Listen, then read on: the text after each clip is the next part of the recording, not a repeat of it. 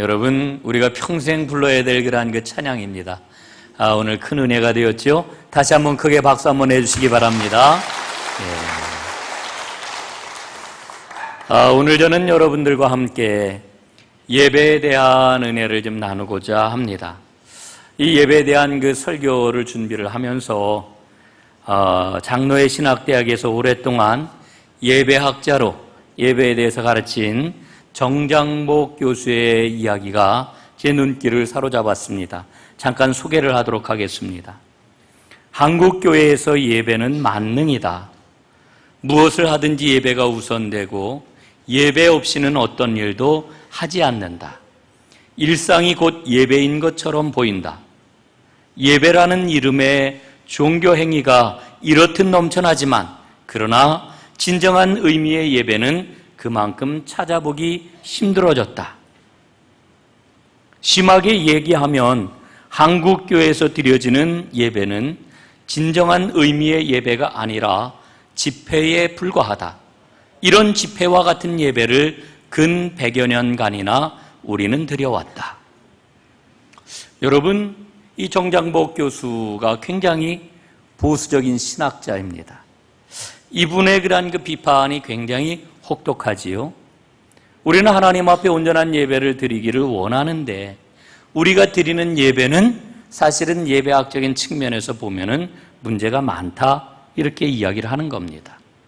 여러분, 우리는 모두 다 하나님 앞에 진정한 예배자가 되어야 할 줄로 믿습니다.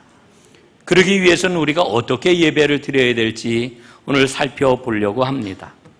예배를 신학적으로 좀 근사하게 표현을 하면은 하나님 나라 잔치다, 이렇게 표현할 수 있습니다. 하나님 나라를 맛보는 것, 이게 예배라고 하는 거지요.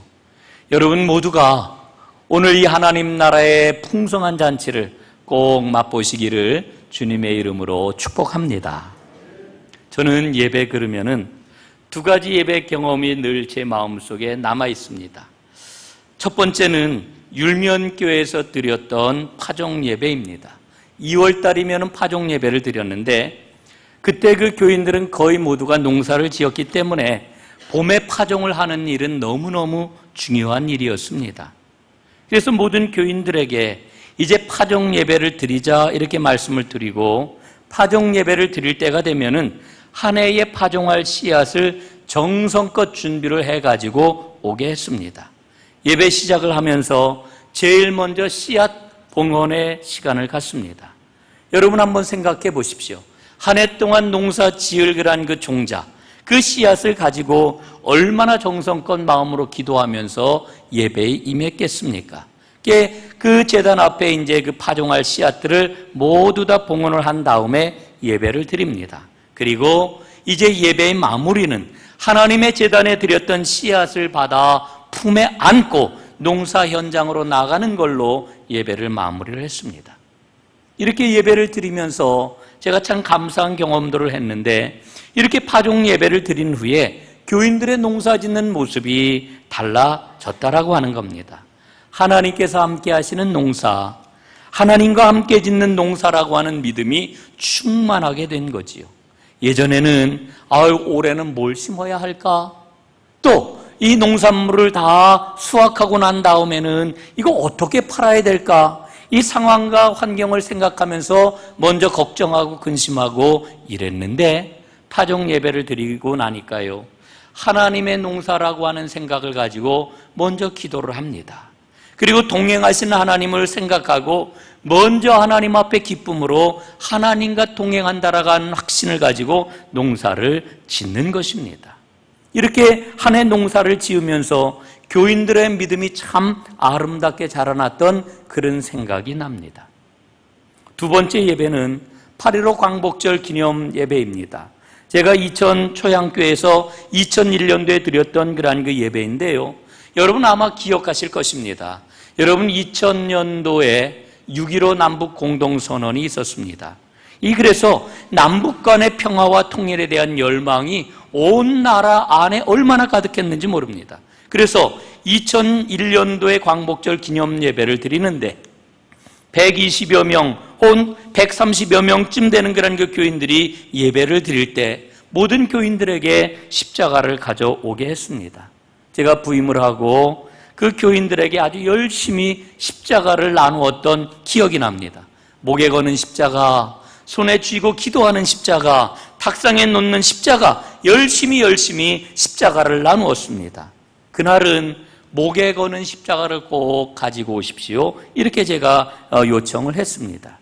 그리고 예배를 드리면서 강단 십자가 앞에 모두 다 한 사람씩 나오게 해가지고 민족의 평화와 통일을 위한 기도문과 함께 본인이 가져온 십자가를 그 십자가 밑에 놓았습니다. 그리고 예배를 드리고 예배 말미에 십자가를 한 사람씩 거기에 놓았던 그 십자가를 한 사람씩 목에 걸어주면서 이렇게 축복하며 기도했습니다.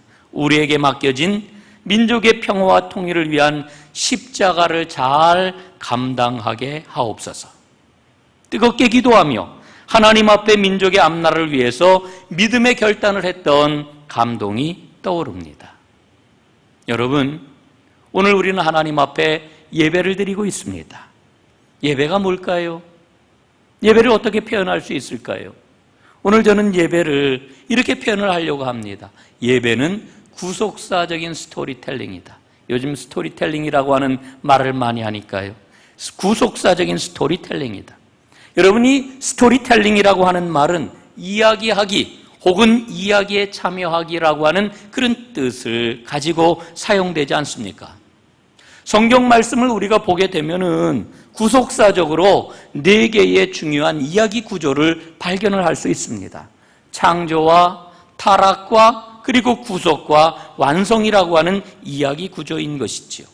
여러분이 이 구속사적인 스토리가 예배에 고스란히 담겨 있습니다.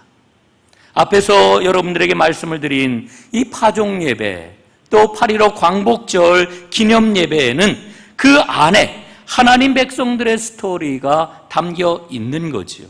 파종 예배에는 삶을 지키시는 하나님, 우리의 삶을 인도하시는 하나님, 그리고 삶을 축복하시는 하나님, 그 하나님과 동행한다라고 하는 스토리가 그 안에 담겨 있는 겁니다.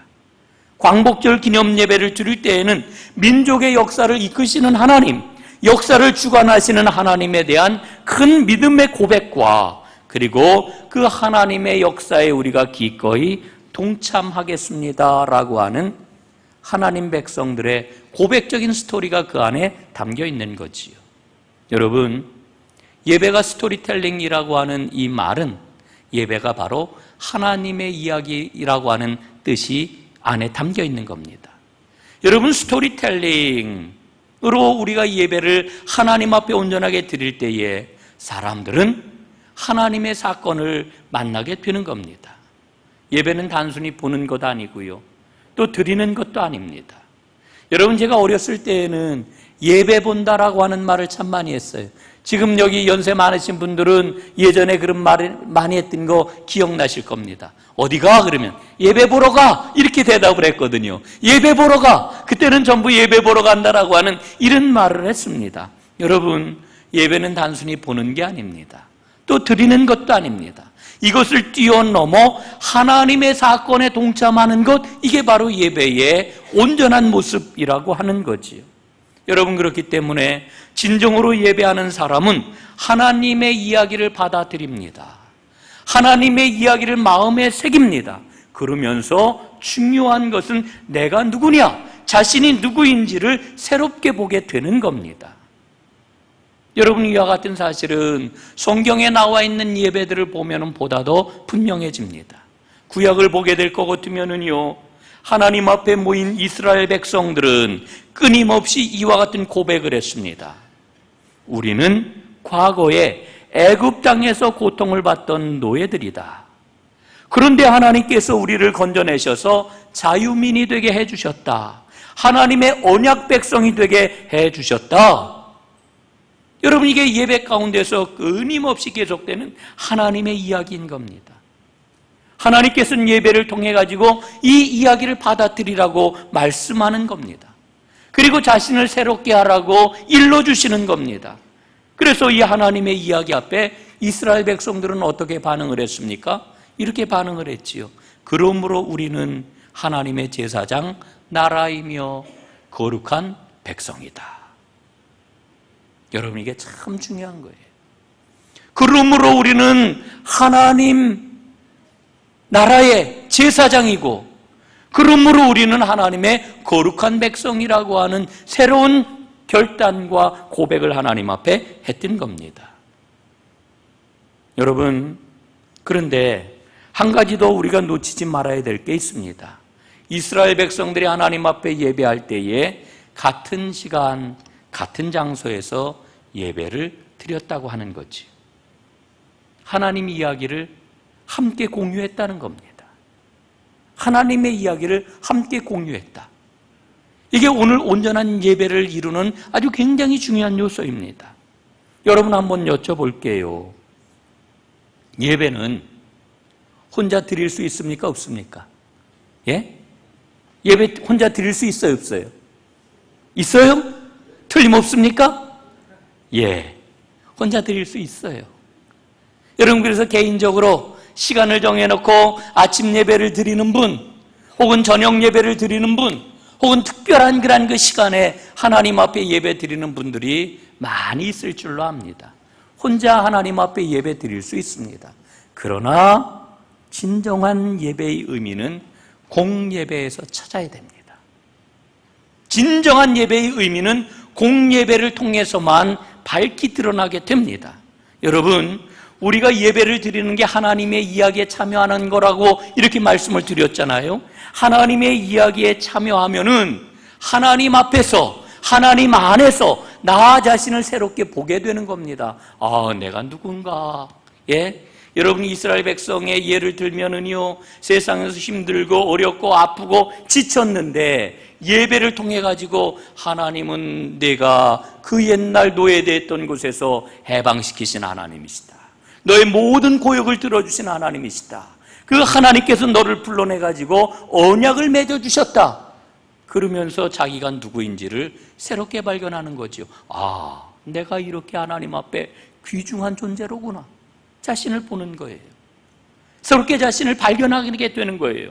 그런데 더 중요한 것은 이렇게 자기 자신을 새롭게 볼 뿐만 아니라 다른 사람과의 관계 속에서 하나님 이야기를 받아들이게 되는 거예요.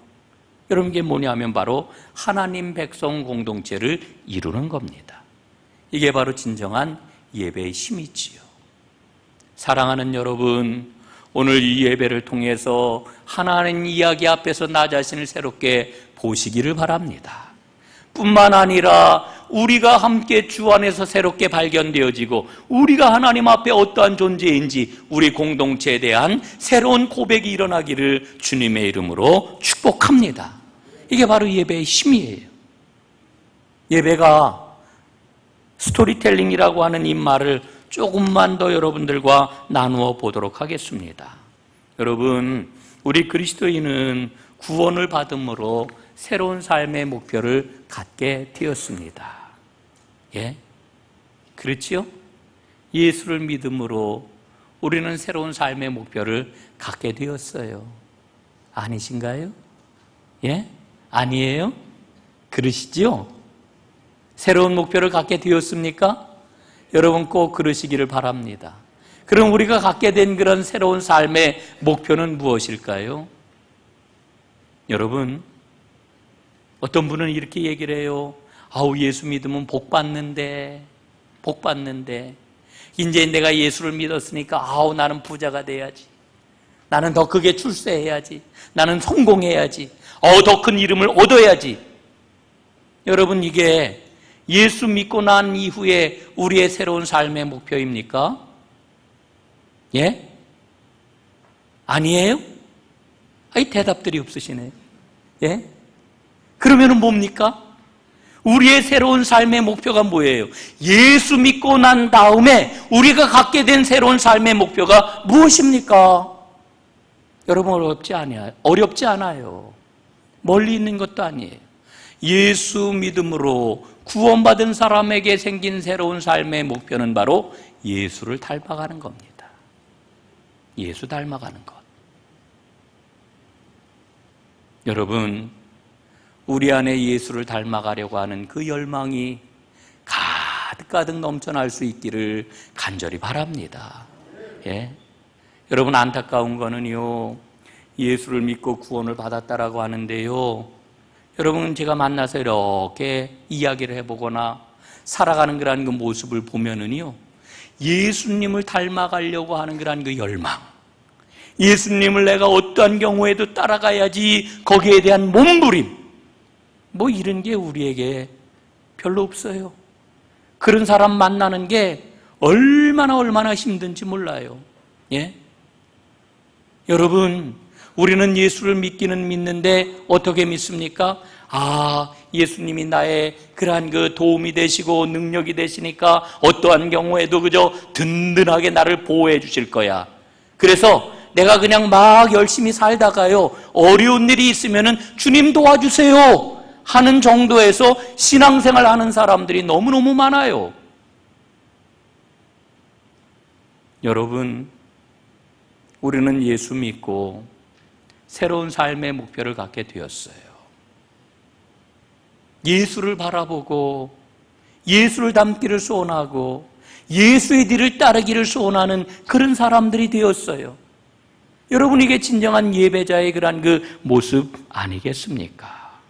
예. 여러분, 예수님을 닮아가기 위해서 온 마음과 정성을 다하는 하나님의 사람들이 될 수 있기를 간절히 바랍니다. 왜 이렇게 제가 강조해서 말씀드리냐 하면은요, 이게 하나님께서 디자인하신 것이기 때문에 그래요. 여러분, 예수님의 생애에 우리는 깊은 관심이 있어요. 여러분, 교회력을 아시죠? 교회력. 지금 이 교회력 성령 강림절 6번째 주일이에요. 교회력은 대림절으로 시작이 됩니다. 대림절을 거쳐 성탄절을 맞고 그 다음에 주연절을 지나고 사순절기를 지내고 그리고 사순절기의 절정인 이제 고난주간을 지나고 나면은 부활절을 맞이하고 부활절이 지난 다음에는 어떻습니까? 이제 성령 강림절기를 맞게 되지요. 그래서 긴 성령 강림절기를 지낸 후에 다시 대림절로 순환이 됩니다. 여러분이 교회력이라고 하는 것은 예수님의 생애, 그 이야기를 바탕으로 만들어진 것입니다. 1년 동안 하나님을 믿는 사람들이 예수님의 생애를 기억을 하면서 그 생애에 참여함으로 예수님을 닮아가도록 스토리텔링 된 것, 이게 바로 교회력이에요. 그래서 여러분, 우리는 교회력에 민감해야 됩니다. 아, 지금 교회력이 지금 어느 그런 그 지점에까지 와 있구나. 예수님의 생애를 통해서 우리에게 주시려고 하는 하나님의 은혜가 이와 같은 것이로구나. 이런 민감하게 반응을 해야 되는 겁니다. 여러분, 예배 순서도 마찬가지입니다. 예배 순서를 우리가 조금 더 유의해서 보면은요, 우리가 예배를 통해 가지고 하나님과 깊은 만남을 갖게 됐는데, 이 하나님의 스토리가 크게 3가지 영역에서 작동이 되는 것을 우리가 발견하지 않습니까? 여러분, 그 3가지 영역이 뭔가요? 첫째는 부름의 예배입니다. 둘째는 세움의 예배입니다. 셋째는 보냄의 예배입니다. 여러분, 이 부름의 예배라고 하는 거는요, 오늘 우리가 하나님 앞에 예배를 드리기 위해서 나오지 않았습니까? 그런데 사실은 내가 나온 걸로 생각을 하지만 하나님께서 나를 불러주신 거예요. 하나님께서 여러분 한 사람 한 사람을 이 자리로 불러주신 겁니다. 하나님의 거룩한 백성이 되도록 우리를 불러주신 겁니다. 여러분, 이걸 예배의 순서로 다 설명을 하면은요, 임례송과 예배로의 부름과 성시교독 혹은 신앙 고백과 같은 내용이 여기에 해당이 되는 거지요. 두 번째로는 세움의 예배입니다. 여러분, 하나님께서는 우리를 불러주셨을 뿐만 아니라 우리를 하나님의 백성으로 세워주십니다. 우리를 세우셔야 하나님께서. 여러분, 세우시는 예배 순서 대표적인 게 뭐가 있을까요? 대표적인 순서, 예배 순서. 예? 설교예요, 설교. 설교가 대표적인 세움의 예배입니다. 예? 여러분, 하나님께서는 말씀으로 우리를 먹이시고 우리로 하여금 배부르게 하셔서 하나님 백성으로 살아갈 능력과 힘을 주신단 말이에요. 우리를 벌떡 세워주시는 거지요. 여러분, 그래서 하나님 앞에 나올 때 낙심했던 심령이, 연약했던 심령이, 비겁했던 심령이, 두려움 가운데 있던 심령이 변화하여 하나님 나라를 살아가기에 조금도 부족함 없는 용사들이 되는 거예요. 세워지는 거란 말입니다. 여러분, 그런데 이 세움의 예배 순서 가운데 우리가 한 가지 또 봐야 될 게 있어요. 성도의 교제입니다. 성도의 교제. 여러분, 우리가 성도의 교제 시간에 인사들 하잖아요. 아유, 안녕하세요, 반갑습니다. 예? 하나님의 은혜 가득하길 바랍니다. 우리가 이렇게 인사하잖아요.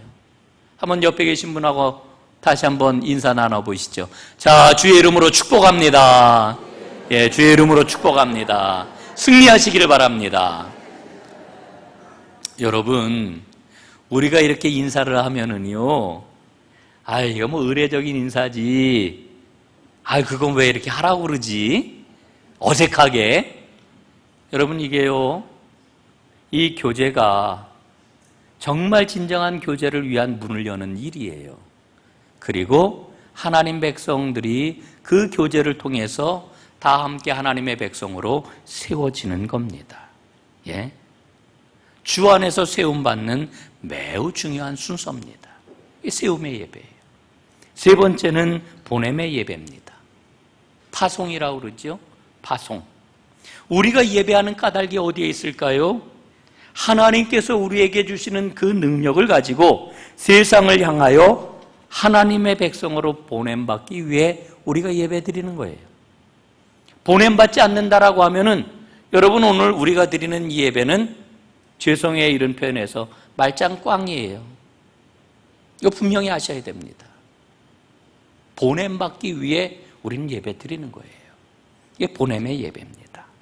여러분, 하나님께서는 교회력을 통해 가지고 주님의 생애를 기억하고 닮아가도록 우리의 믿음의 발걸음을 디자인하셨습니다. 또한 매주 예배를 통하여서 부름받는 하나님의 백성으로, 세움받는 하나님의 백성으로, 보냄받는 하나님의 백성으로 우리가 누구인지를 분명히 알게 해주시는 거예요. 그래서 영광을 받으시는 겁니다. 여러분, 이와 같은 진정한 예배의 주인공들이 꼭 될 수 있기를 주님의 이름으로 축복합니다. 오늘 말씀을 보면은요, 예수님께서 뭐라고 말씀을 하셔요? 영과 진리로 예배하라, 이렇게 말씀을 합니다. 영과 진리로 예배하라. 영과 진리로 예배하라. 여러분, 영으로 드리는 예배는 어떤 예배입니까? 영으로 드리는 예배. 여러분이 영으로 드린다라고 하는 이 예배는 누구를 위한 예배냐라고 하는 질문입니다. 여러분, 오늘 말씀의 배경을 보면은 예수님께서 사마리아 우물가에서 한 여인을 만났잖아요. 그 여인이 예수님께 물어요. 20절에 보니까 이렇게 기록이 되어 있습니다. 우리 조상들은 이 산에서 예배하였는데 당신들의 말은 예배할 곳이 예루살렘에 있다 하더이다. 여러분, 이 여인이 관심하고 있는 게 뭐예요? 예? 사마리아의 산에서 우리는 예배를 드리고 있는데 유대인들은 예루살렘에서 예배를 드려야 된다고 이야기를 합니다. 이거 어디에서 예배를 드려야 됩니까? 지금 이런 질문을 하고 있는 거예요. 그런데 이 여인의 질문에 대해서 예수님께서는 뭐라고 대답을 하셔요? 21절에 이렇게 기록되어 있습니다. 이 산에서도 말고 예루살렘에서도 말고 너희가 아버지께 예배할 때가 이르리니, 이렇게 말씀합니다. 예? 여러분, 예수님은 장소가 아니라 누구를 예배해야 되느냐, 이것을 일러주고 있습니다. 여러분, 오늘 우리는 누구에게 예배하고 있습니까? 누구에게 예배하고 있어요? 하나님 아버지께 예배하고 있습니다. 여러분, 혹시 오늘 예배를 드리러 왔는데 전농교회 가니까 찬양이 너무 좋아, 전농교회 가니까 이광선 목사가 너무 좋아, 여러분, 그래가지고 혹시 예배를 드린다라고 하면은 그건 온전한 예배가 아니에요. 예? 여러분, 예배의 대상은 오로지 살아계신 하나님이십니다. 우리는 창조주 하나님께 예배를 드립니다. 그 하나님이 중심이 되시고 그 하나님이 기뻐하시는 예배를 우리는 드립니다. 여러분, 예배는 우리의 영이 하나님의 영을 만나는 거룩한 행위입니다. 그러므로 우리의 영이 하나님을 향하여 나아가야 되는 거지요.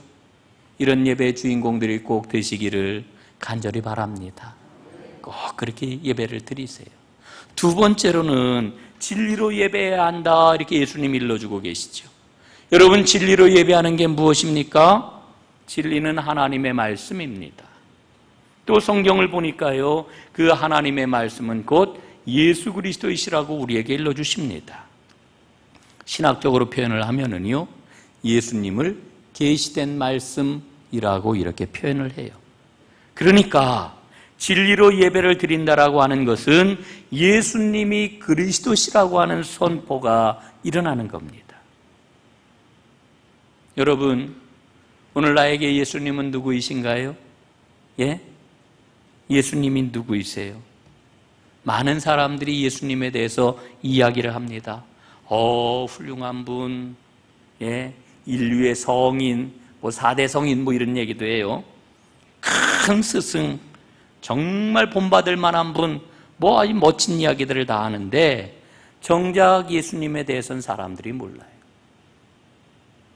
예수님은 십자가 위에서 달려 죽으셨습니다. 그리고 사흘 만에 부활하셨습니다. 그리하여 우리의 구세주가 되셨습니다. 이게 예수님이에요. 그리스도 되신 예수님, 이게 예수님입니다. 여러분, 우리는 예배할 때마다 이런 예수님을 만나고 싶어하는 열망이 있어야 합니다. 오늘 여러분 그 열망이 있습니까? 영과 진리로 예배해야 하느니라 예수님 말씀하셨는데, 영으로 예배한다라고 하는 것은 우리 예배의 대상이 누구냐라고 말하는 거고, 진리로 예배를 드린다라고 하는 것은 우리의 구세주가 되시는 예수님을 만나는 것을 의미하는 겁니다. 오늘 우리의 예배가 영과 진리로 예배하고 있습니까? 꼭 영과 진리로 예배하는 이 은혜가 오늘 이 자리에 있는 여러분 모두에게 임하기를 주님의 이름으로 축복합니다. 여러분, 우리가 진정으로 하나님 앞에 예배를 드려야 하는데, 그러기 위해서는 몇 가지 꼭 기억해야 할 게 있습니다. 오늘 두 가지만 제가 좀 말씀을 드리려고 합니다. 첫째, 예배의 초점은 나 자신에게 있는 게 아니라 하나님께 있습니다. 예배의 초점은 나에게 있는 게 아닙니다. 예배는 하나님을 높이고 하나님께 영광을 돌리는 것입니다. 그런데 오늘날 많은 사람들이 예배의 성공자가 되지 못하는 중요한 이유가 어디에 있느냐? 나의 감정, 나의 만족에서 예배의 감동을 찾으려고 하기 때문에 그렇습니다. 이건 바른 예배자가 아니에요. 많은 사람들이 내 감정이 만족을 얻게 되고, 내 감정에 충만한 기쁨이 있으면, 오늘 정말 아주 기쁜 예배를 드렸습니다. 은혜로운 예배를 드렸습니다. 아니에요. 하나님께 온전한 예배를 드릴 때에 그런 기쁨을 하나님이 주셔요. 그러나 모든 예배에서 그런 기쁨만 있는 게 아니에요. 때로는 애통함이 있고요, 때로는 더 큰 갈급함이 있고요, 때로는 더 큰 아픔과 갈등을 하나님이 우리 심령 가운데 주실 때도 있어요. 예, 그걸 아셔야 됩니다. 여러분, 특히 저는 찬양 사역자들에게 늘 그런 이야기를 해요. 여러분이 찬양이라고 하는 것은 우리의 감정과 늘 제일 밀접하게 연관이 되어 있기 때문에요, 하나님의 은혜와 상관없이 얼마든지 감정적으로 고양될 수 있고 충만할 수 있어요. 그래서 저는 이야기하지요. 속지 말라. 음악에 속지 말라. 음악이 좋아가지고, 음악의 기쁨을 가지고 하나님의 은혜인지 착각하지 말아라. 여러분, 무슨 이야기입니까? 예? 하나님 중심으로, 하나님께 영광을, 여러분 예배의 목적과 초점은 철저하게 하나님께 맞추어져야 합니다. 이런 예배자가 되시기를 다시 한번 주님의 이름으로 축복합니다. 마지막 이야기는 예배는 철저하게 현실적이라고 하는 겁니다. 예배는 현실입니다. 세상과 분리된 예배는 없습니다.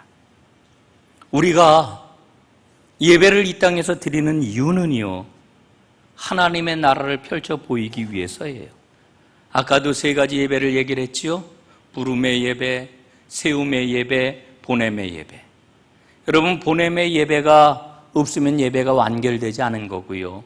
그 예배는 사실 온전한 예배라고 이야기할 수 없는 거예요.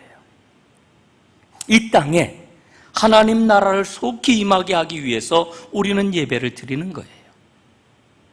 여러분, 온전하게 하나님의 이야기 속에 참여하게 되면은요, 하나님의 마음을 알게 돼요. 하나님의 그 애타는 심정을 알게 돼요. 하나님의 사랑이 우리 가운데 넘치게 돼요. 여러분, 하나님의 마음이 어디로 향하고 계십니까? 그 마음을 헤아리고 그 앞에 아멘 하는 자리가 바로 예배의 자리인 것입니다. 우리가 이번 주에 이제 성경 통독 수련회를 하는데 여러분 성경을 읽어보세요. 하나님은 늘 관용적으로 말씀을 하셔요. 고아와 과부와 나그네를 돌보라. 오늘 교독문에도 보니까 고아와 과부와 나그네를 돌봐라. 이 말씀 우리가 함께 교독했잖아요. 하나님의 마음이 어디를 향하고 있습니까? 여러분, 우리가 온전한 예배자라고 이야기를 하면서 세상이 어떻게 돌아가든 세상과 상관없이 여기가 거룩한 곳이니까, 이 시간이 거룩한 시간이니까 여기서 예배를 드리고 그 다음에 그냥 하나님과 상관없이 세상을 향해 나가 그냥 살면 되는 겁니까? 아니에요. 여러분, 나가시면서 하나님 평안히 계십시오, 다음 주에 다시 찾아오겠습니다, 이건 아니잖아요. 우리가 잘 알고 있는 성경 말씀이 있어요. 로마서 12장 1절입니다. 이렇게 우리에게 일러주시지요. 너희 몸을 하나님이 기뻐하시는 거룩한 산제물로 드리라. 이는 너희가 드릴 영적 예배니라. 예? 여러분, 이 말씀 보세요. 너희 몸을 드리라는 거예요. 예? 너희 몸을 드리라. 그런데 너희 몸을 드리는 그것이 바로 영적 예배라고 이렇게 말씀하시는 거예요. 여러분, 이 몸이라고 하는 게 무엇을 일러주는 겁니까? 몸의 의미가 뭐예요? 몸은 우리의 전 존재를 의미하는 겁니다. 여러분, 많은 사람들이 자꾸 이런 착각에 빠져요. 영을 이야기하면은요, 그 영은 우리의 몸과 분리된 혹은 우리의 일상과 생활하고는 상관이 없는 어떤 특별한 거라고 생각을 해요. 여러분, 이건 성경에서 일러주고 있는 영이 아닙니다. 예? 이거는요, 영지주의의 영향이 아직도 남아있는 거예요. 영지주의는 어떻게 해요? 철저하게 영과 몸을 분리해요. 몸은 더러운 것, 영은 거룩한 것. 성경은 그러지 않아요. 우리의 구원은요, 영혼만 구원받는 게 아닙니다. 우리의 몸을 포함한 우리 인격과 우리 존재의 중심인 영혼을 중심으로 해서 우리의 몸까지도 전 존재가 하나님 앞에 구원받는 거예요. 이게 성경이 일러주고 있는 구원이에요. 여러분, 그러므로 진정한 예배는 우리의 몸이 경험하는 겁니다. 우리의 몸으로 표현하는 겁니다. 우리의 몸이 느끼는 그 모든 것을 하나님 앞에 드리는 것입니다. 이게 바로 우리가 드릴 영적 예배라고 이렇게 말씀하고 있어요. 생활이 없으면은 영적 예배를 못 드리는 거예요. 생활이 없으면은 그건 거짓 예배라는 거예요. 사랑하는 여러분, 너희 몸을 드리라. 이는 너희가 드릴 영적 예배니라. 우리의 삶으로, 우리의 생활 속에서 하나님과 동행하십시오. 그게 하나님이 기뻐 받으시는 예배가 되는 겁니다. 이런 예배의 삶을 살아가게 될 때 하나님은 우리의 삶의 곳곳에서 능력이 되시고 기적이 되시고 놀라운 사랑이 되시고 역사를 일으키셔서 하나님이 어떤 분이신지를 드러내시는 겁니다. 여러분, 우리가 이 길을 걸어가야 되지 않겠어요?